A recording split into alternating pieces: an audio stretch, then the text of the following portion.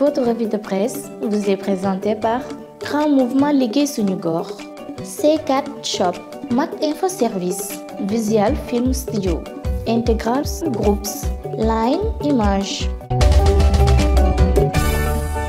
Ahmed Ndiaye. jërë ngeen jëf Macky folli na diw ba Macky fal na diw l'observateur nee nañu ko yóbbu séntu ko ci réew mi fan yi di ñëw président de la république Macky Sall ci nekk l'observateur xamle mi ngi waajal ab remaniement daanaka fan yi yëpp ci la nekk di xalaat ak di nasaka nocci li ko sabab journal l'observateur nañu bari na benn ca moo di pression bu jóge ci ak langam rawatina ndaw yi koy jàppal tànk nee nañu président Macky Sall am na nit yu mu jël def leen ni ministre yellowuñu ko yeyowuñu ko li président Macky Sall di xaar ci ñoom mataluñu ko ñii dañuy day naagal ña ci des seen bopp la ñuy liggéeyal Amidou Anne dib kàngam buy gëstu ci wàllu politique wax ci l'observateur ne ab remaniement ci gouvernement bi dafay lu munut a ñàkk rawatina ci jamono ji nga xam ne mboolem lu ñu mës a liggéey ci réew mi mu jëm ci jëmale Sénégal kanam lu ca bari coronavirus bi yàq na ko crise sanitaire bi réew mi di dund dafa feeñal ay rëq-rëq yu bari yu am ci réew mi meneen mbir mu l'observateur jàpp ne bokk na ci tax président Macky Sall bëgg a gësam gouvernement bi moo di ay calcul politique faaw moom Macky Sall mu ànd ak gàngoor gu ko mën a gunge ba mu yegg fa mu jëm fan la ñu jëm ak mal gouvernance di yorin wu bon wi am ci réew mi Sud Quotidien mel ne ko nañu ci xëta mu njëkk looloo jaralaaj ndax rapport yi waa inspection générale d'État def ba jébbal ko njiitu réew mi keroog rapport yi wane ne ba léegi yorin wu sell dafa tumuranke ci réew mi enquête dina kay nañu bu dee Abdoulaye Wade way wu ñaaw wudul fay moo ko toppe woon ci Fesman bi Macky Sall it am na way wu ñaaw wudul gaaw fay wu ko toppe ci ndaje mii di sommet de la francophonie gi mu organisé woon ci réew mi ndax inspecteur yu inspection générale d'État feeñal nañu ay njuut njaaj yu mag yu am ci 15e sommet de la francophonie googee ak tabax gi ñu doon tabax centre international conférence Abdou Diouf ba ca Diamniadio ñoo ngi waxit 11 milliards 700 millions yoo xam ne délégation générale à la francophonie dépensé nañu ko te bunuñu ko feneen fu rapport yi feeñal ay léexóor moo di ci mbirum l'homme des affaires bii di Richard Attias IGE wax nañu ni ñu ko enrichir ci lu xel nangul libération nañu kookee moom di Richard Attias li ñu ko defal fa la def mën a yam ndax rapport yi wax nañu ne jox nañu ko ndàmpaay lu duun ci marché boo xam ne kenn xamul fan la jaar marché fictif la l'observateur moom it xëy ci xëtam mu njëkk li mu tuddee yeneen i mbóot yu waa inspection générale d'État feeñal benn ca moo di ci ministère éducation nationale am na fay dossier appel d'offre yoo xam ne dañu leen a jaay bu nuppi détourné xaalis bi dugal ko ci compte secret ca Entente Ca Dakar ak ca UCG l'observateur nee nañu rapport yi wax nañu ñaari compte bancaire parallèle yu fa am ak juróom-ñetti liggéeykat yu fa nekk yoo xam ne retiré nañu ca compte ya 780 millions source waane ko ci diggante 2012 ak 2015 ci la loolee xewee ba tey ci wàllu mbalit mi ak jëf ju salte ja ci am ba feeñ ci rapport bi source waa nee nañu moo di ñetti camion mbalit yu ñu ne dañu ko luye te juróom fukki junni la ñu cay fay bés bu nekk di 350 000 francs CFA ak i véhicule de liaison yu ñu ne ñeen fukki junni la ñu koy luye bés bu nekk ñu daje ji ci les échos xooli fa xalaat bu Alioune Tine ci rapport yu IGE yi njiital Afrikajom Center di Alioune Tine li mu jàpp moo di IGE dañu ko war a gën a jox indépendance am ci réew mi ndax ci jamonoy Léopold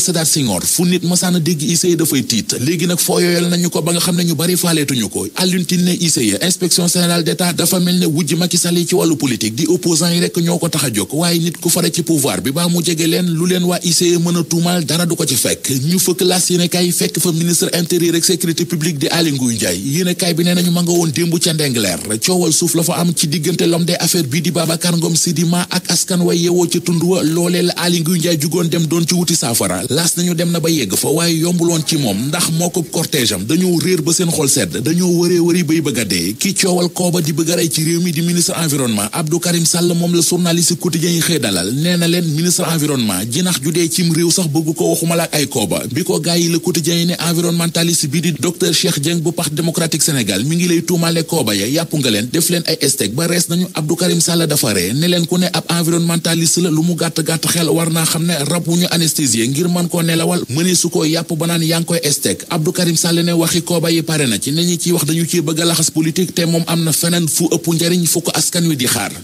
Votre revue de presse vous est présentée par Grand Mouvement Liggéey Suñu Gox,